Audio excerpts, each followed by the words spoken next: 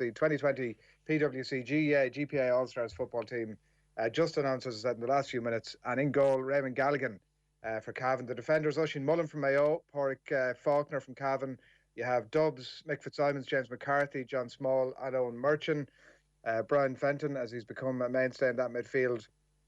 This time, Thomas Galligan alongside him there. And up front for the Dubs, Niall Scully, who played such an important role in the final. Obviously, Kilkenny likewise. Conor Callahan and Dean Rock, as well as Cillian O'Connor from Mayo, one of only two, I think, Mayo players in it.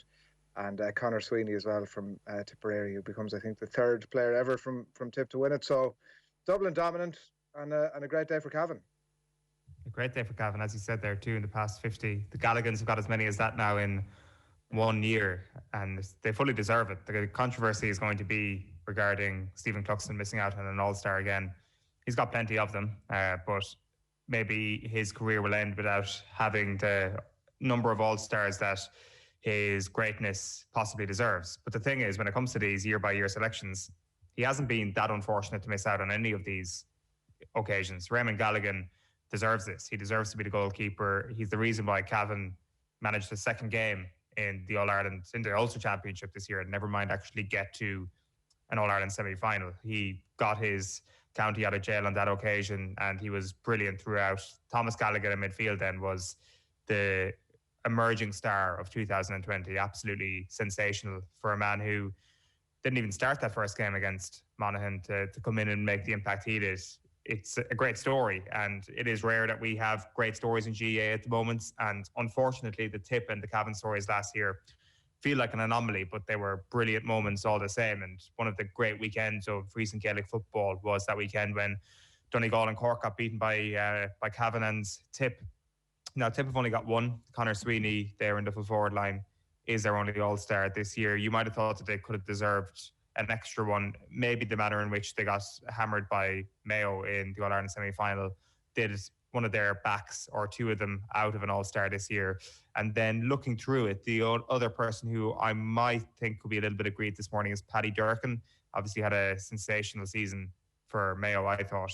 And Mayo have only got one of the All-Stars in the backs and then one of the All-Stars in the forwards.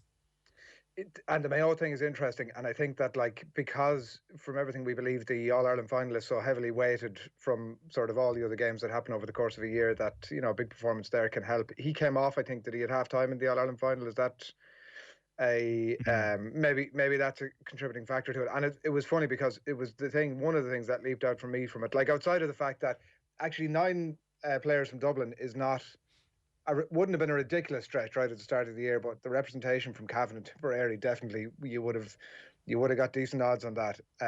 But yeah, from Mayo's point of view, you think 2 is not a lot given the fact that they got where they got and that they gave Dublin something of a rattle for, what was it, 55, 60 minutes in the end, something like that. But then actually when you look across it, like, you make a case for Paddy Durkin. I suppose there was a bit more hope from Tommy Conroy. It's hard to look across the Mayo team and make a huge case really for anybody else. But it's just because the Dubs were so good, and I think 9 isn't an overstretch from their perspective at all, especially how dominant they were in every single game. And with no backdoor this year, there was less of a shop window for players to play themselves into contention. And the main reason why it's taken so long for 9 All-Stars to happen is because the qualifiers came in, and because there were so many. Like, there was an embarrassment of riches at the disposal of the selectors every single year, and there was just less of that last year because it was a shortened championship. So, no, you can't look at any of the Dublin winners and say to yourself, they don't deserve their All-Star. They're all fully deserving of their All-Star. They've all had brilliant seasons, and it is almost the Dubs that didn't get an All-Star that probably can feel most aggrieved at that point. Like, I made the case for Paddy Durkin, and yet who are you dropping from James McCarthy, John Small and Owen Merchant? Like, he's not getting in. You can't push James McCarthy to midfield for the purposes of this team because Fenton and Thomas Galligan were too good throughout the season. So McCarthy has to be a halfback, and Small and Merchant deserve to be there as well. So that's the way it is. Like, it's always a keenly contested thing. And Mayo usually go down as a team who perhaps overachieve in the All-Stars. That's what a lot of Dublin fans might tell you. This year, it feels like they've underachieved when it comes to the All-Stars. Yeah, even when you start to look on at the Dublin players in some regards that have missed out on the team, like Johnny Cooper probably can't have too many complaints given obviously how his year went at the end. I think Davy Byrne misses out as well. You have McDade, Bugler misses out, Paddy Small as well. Like I mean, they're few and far between, as you said. There might be a case for a couple of those, but overall, it seems fair enough. A scant enough reward for Tipperary. I mean, look at in the grand scheme of things, there's always going to be a case for trying to get more players in there. But given the year they had, and caused every bit as much of a stir as Cavan, they might have the right to feel a little bit disappointed. A little bit, definitely. Like I think Sweeney was a banker, and then I think he just gets crowded out by the rest of the forwards. Like Michael Quinlivan might have been the next man up when it came to a forward this year, but he wasn't getting in ahead of Kilkenny or Con or Cillian O'Connor, and to a lesser extent, not getting in ahead of Dean Rock or Niall Scully. Like the thing is, this year you've had Kilkenny, Con O'Callaghan, and Cillian O'Connor putting in, like between the three of them, just an outrageous campaign. And it's rare that you would have three absolute bankers in the forward. So there was really only three up for grabs, and Sweeney was going to get it after the season he had, and it was going to be hard to knock Scully or Rock off. The thing with a lot of this, Adrian, is it's actually kind of hard to remember who played really, really well. When it comes down to the nitty-gritty of, was Michael Quinlivan deserving ahead of Niall Scully? Maybe not Michael Quinlivan, but like any of the Mayo players. It's hard to actually just remember what was the specifics of how the season went. Like I'm not sure, does the gap between the All-Ireland final and the All-Stars list actually just feel a little bit longer this year, or what's going on? But it definitely feels that it's hard to be sure, have they got this thing exactly right? But definitely when you think about 2020, like you can definitely remember those who absolutely shot the lights out. It's going to be interesting then when you think about who's going to be Footballer of the Year. Like for me, it's Ciarán Kilkenny, and he's possibly the front runner in it from my perspective, just given the season he had. But it'll be interesting to see how that goes. Like Oisín Mullen, the only one from the Young Footballer of the Year category to get an All-Star here, so you would imagine he might be front runner to actually pick up his All-Star for Young Footballer of the Year. And he had a brilliant final as well, was the thing. Like he was pulling Mayo through at times where, in a way that some of the other more experienced players weren't.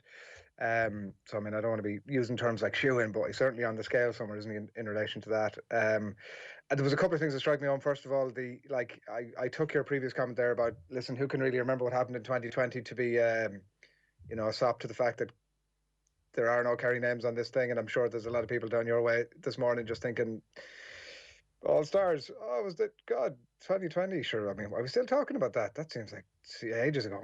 And the other thing is that it also strikes me that out of the list here, this is the first blow in the effort to soften Dublin up for 2021. Let's just give them almost all the All Stars. So there isn't any of this Brian Cody stuff during the course of the year where it's like, well, we got shafted in those damn All Stars. They shafted us. No, it's like 1981 Dubs, 1981 Kerry level of, is that right, of dominance here. So the softening up has begun. Yeah, it is interesting actually to compare it to 1981, that it required consecutive All-Irelands for this domination of an All-Star team to actually occur. Now, I know the Dubs actually got this number in 1977, I think, so maybe this analysis isn't fair. But maybe the All-Star selection, there is a little bit of credit given for past glories as well. Like there's a lot of repeat winners in here, and don't get me wrong, they all had phenomenal 2020s and they're all fully deserving of it in that regard. But the names just roll off the tongue at this point.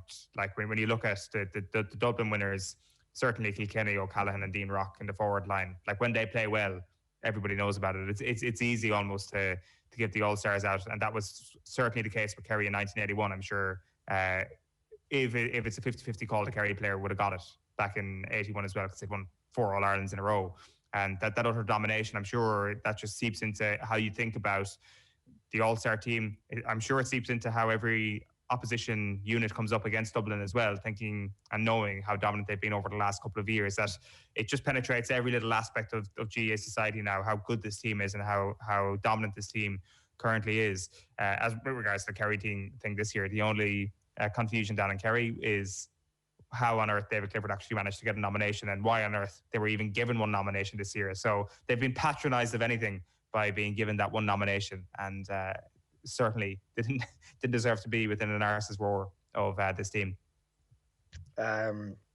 We've obviously had the announcement last night that we're locking down for a little bit longer, but you do have to feel like a large dollop. Look, in the grand scheme of things, it's not a big deal, but you have to feel a large dollop of sympathy for all the players who've won All Stars last year and this year, and like that great reward going on the lash to wherever it might be, New York or Dubai or whatever you're having yourself. Maybe they just end up sending 10 teams away on one of these trips next. They could do, because they tend to bring the previous years as well, don't they? So maybe they could just bring 2 or 3 teams away and off they go. Yeah, that's it actually, because it's football one year, then they're hurling the next year, so they do bring 2 teams with them. So they might have to do both codes next year in a sort of 60-man extravaganza to wherever they go. Also as well, like the night and in the convention centre and it being live on TV and all that sort of stuff. Like the occasion is certainly gone from. I presume that there is still some sort of remote ceremony that's going to take place, but it's not the same. Like especially for the Cavan lads here, like the fact that there was no backdoor last year, the fact that they kind of rolled with the punches that 2020 brought, allowed them to have just a phenomenal season. And maybe the opportunities for a team like that to actually grab 2 All-Stars might be diminished this year. Like I could be eating humble pie, but it might be diminished, and it'd be a shame if they didn't get to properly celebrate this, because this is a big morning for Cavan getting 2 All-Stars. For everybody watching this morning, just to clarify Owen's thoughts there, this is the first time in 2021. Mark it down. First time in 2021 that Owen has started into the Eurisms already. 2020, sure, it didn't even really matter. Who can even remember that? Was it Dublin that won it? Yeah, look at eating bread, soon forgotten, and on we go, which is exactly what we're going to do. We might come back to that a little bit later in the show.